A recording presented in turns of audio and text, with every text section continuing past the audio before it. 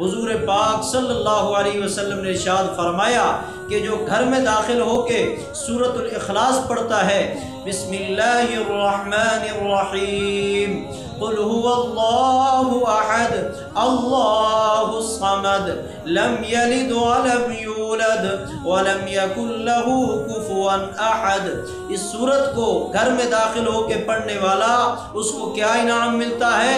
میرے اور آپ کے پیارے مشفق پیغمبر صلی اللہ علیہ وسلم نے ارشاد فرمایا، اللہ پاک اس کے گھر سے اور اس کے پڑوسی کے گھر سے فقر و فاقہ کو دور فرما دیتے ہیں۔